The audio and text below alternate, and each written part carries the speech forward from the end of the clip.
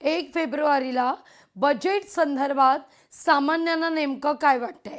1 फेब्रुवारीला देशाचा अर्थसंकल्प हा सादर केला जाणार आहे. या अर्थसंकल्पाकडून सामान्यांच्या नेमक्या काय अपेक्षा आहेत? पाहूया.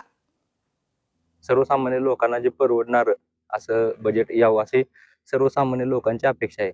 त्यामध्ये शैक्षणिक सवलती मिळाव्यात, जीवनावश्यक वस्तू त्यामध्ये गॅस, पेट्रोल, नंतर किराणा मालाचे वस्तू आहेत त्यामध्ये सुद्धा थोडीशी सवलत मिळावी अशी अपेक्षा करतो.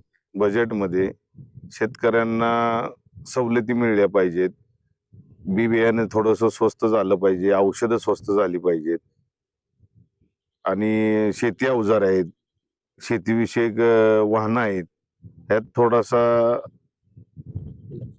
दिलासा मिळाला पाहिजे आम्हाला.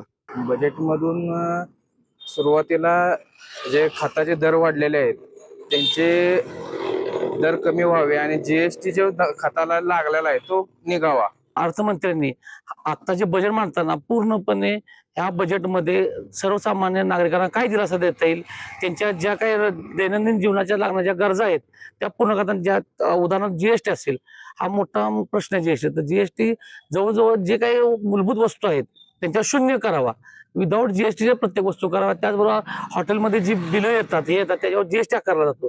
त्यामुळे ते प्रत्येक अन्नदान जे अन्नपदार्थ आहे हा महागलेला आहे. त्यामुळे सर्वसामान्य माणसाला एखाद्या ठिकाणी गेल्यानंतर काही खायचं म्हणून ते सुद्धा महाग झालेलं आहे. की जे गृहिणींना लागणारं सामान आहे रोजच्या वापरातलं, उदाहरणार्थ आपण जर गोडे तेल म्हणलं तर त्याचे आज भाव गगनाला जाऊन भिडले.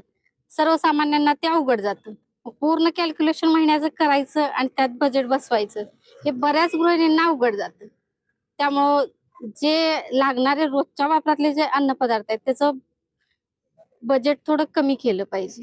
म्हणजे त्याचे जे MRP दर आहेत ना ते त्यांनी कमी केले पाहिजे.